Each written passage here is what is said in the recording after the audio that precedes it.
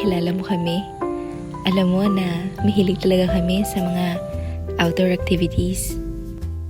Bukod sa fishing, cycling, 2021 nung nahilig kami ng family namin na mag-camping. At isa talaga ito sa sobra naming na-enjoy.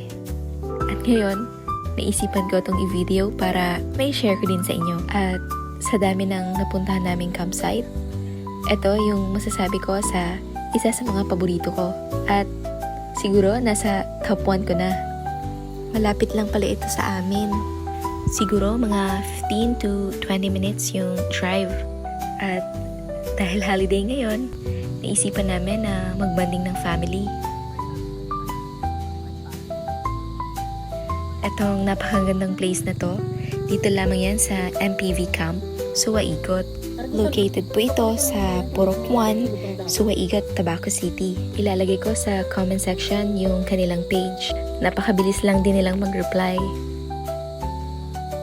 Bukod sa napakaluwag ng place na to, hindi din talaga kayo mamumblema sa parking space. Kung wala kayong sariling tent, o kaya naman, kulang yung dala yung tent, pwede din kayo mag-rent sa kanila. Meron din silang for rent na mga yoga mats, tarps, at meron din silang open kubo. Meron din silang tinatawag na A-frame na 3,500 per night lamang. Kasabay na doon yung 10 bucks entrance and 3 cars parking fee. Yung usapan namin ng anak ko, bawal ang gadget once nandito na kami dahil wala ditong signal. Pero pwede ka din mag-connect sa wifi nila. Magbabayad ka lamang ng 75 for 24 hours.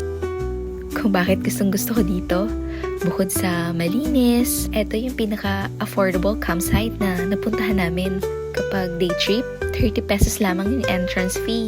Kapag overnight, 80 pesos lamang. Masayang-masaya din talaga yung anak ko. Dahil sa spacious siya, malayang-malaya siyang nakakapaglaro.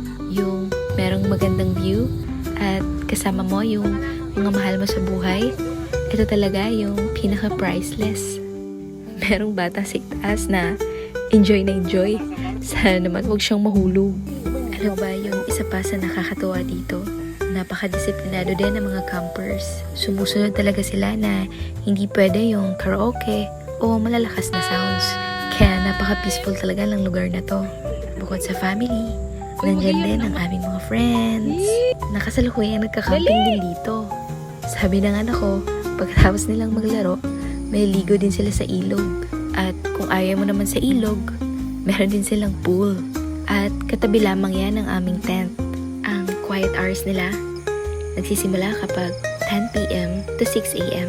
At talagang strictly implemented ito. Kaya talaga namang makakapagpahinga ka ng maayos.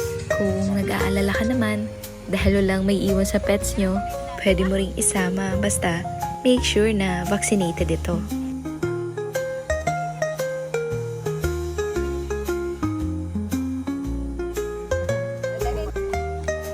Buti na lang, may init yung panahon ngayong umaga. Nagpakita si Mayon at napakaganda. Nag-swimming din yung mga bata this morning. At sobrang enjoy na enjoy sila. Kahit nakalabas ang araw, napaka-presko pa din dito. At kapag gabi naman, napakalamig. Sana na-enjoy nyo yung maikli nating kwentuhan.